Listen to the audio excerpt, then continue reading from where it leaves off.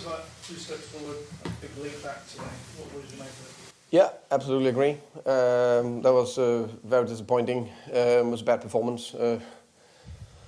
Frustrating because I think the last 3 games were good on performance and result. They're normally linked. And you can lose a game, but if you lose a game like this, that's the frustrating part, of course. I think every game until the 1-0 goal, I think it was a little bit back and forth for both teams.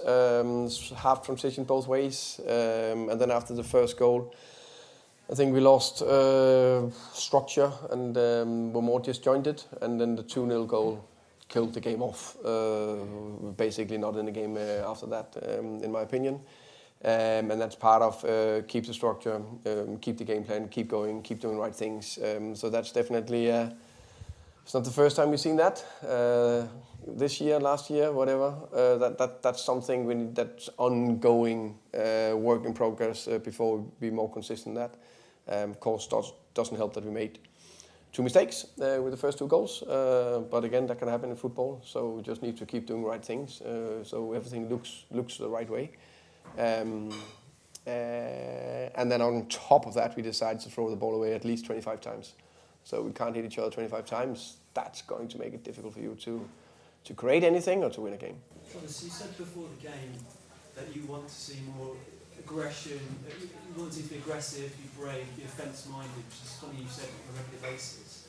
The team only had 1 shot on target in the end. I mean, does it feel like the players aren't sometimes taking it on board? No, I think it's very simple. If you don't perform, you can say all the right things. If you're a little bit out of sync, then you see things like this. When you are on track and in sync, you see the last 3 performances. So that's very simple. If you perform, you keep doing the right thing, then it makes it easy, of course. And then I just think the little small thing that is difficult. We win together, we lose together, but I can't pass the ball on the pitch. So if you lose the ball 25 times, I think it's fair to say that it's pretty difficult to create something.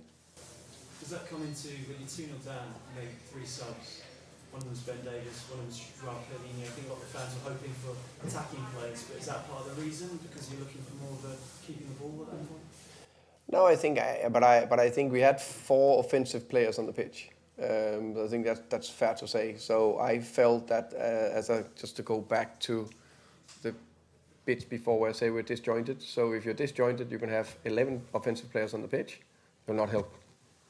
So you need to be be jointed or in sync, and then it helps, and hopefully you can find your way back after that.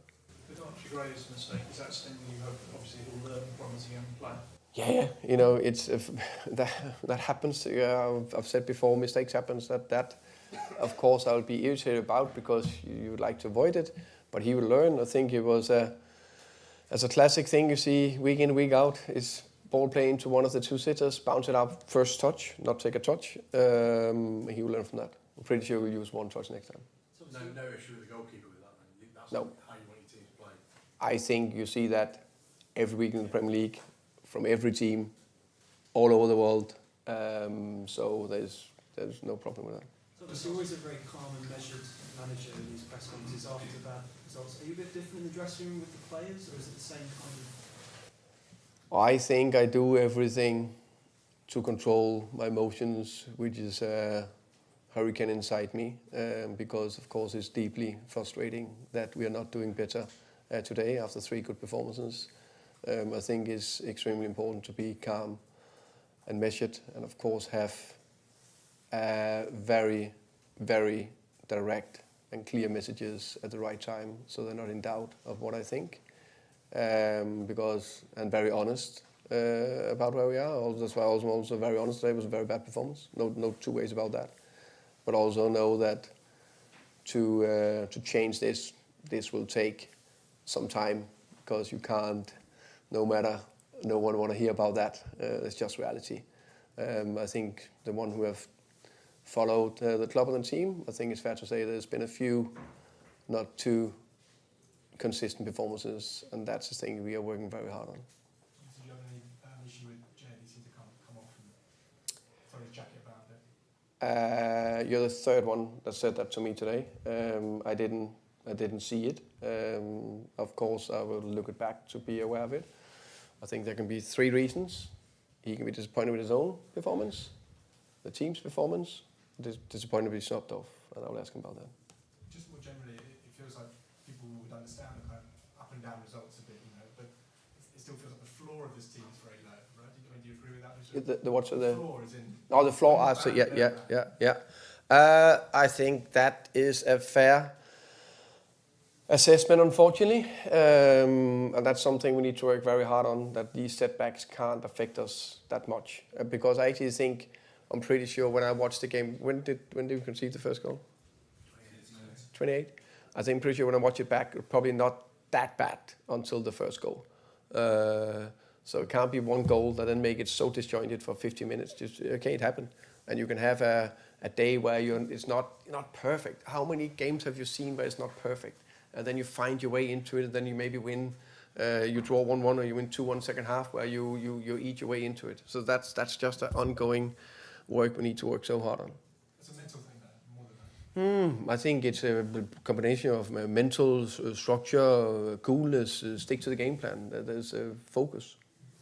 So you've got kind of obviously you're trying to bed in all these new ideas, but you're at a club that maybe the average kind of time span of managers hasn't been that long. Do you feel that you'll get time to put everything you want into place? I can't see why not. I think it's pretty evident that if no one gets the time, no one can turn this around. This is not a quick fix. Thomas, the Christmas and the New Year is always a hectic schedule. How do you look to navigate this in the next coming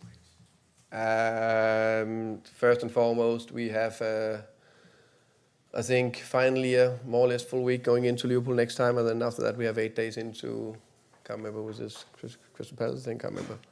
So that gives a little bit of time to train and try to get on top of some of these things. That's also the challenge. Is no complaints, just a fact. When we try to change things with very short time between games, it's just a little bit more tricky. But we need to utilize the time the next 2 weeks massively, and then we have 5 games in short amount of time. Thomas, are you expecting Matt Wells to still be at the club? There's definitely a few rumors about that. We will, how can you say, when we know if that will happen or not happen, we will announce something. That's what I would say. Thomas, do you think you spoke there about keeping your composure and being calm? Do you think the players did that well enough in general when we had the Jed incident? And I felt like there were a couple of times you were telling Pedro to calm down as well. Why do you think that seems to be a bit of an issue? I think that's 2 small situations. I think in general, no matter what, I think to have that coolness on the pitch and relentless concentration and focus, that's a big thing of being a top team.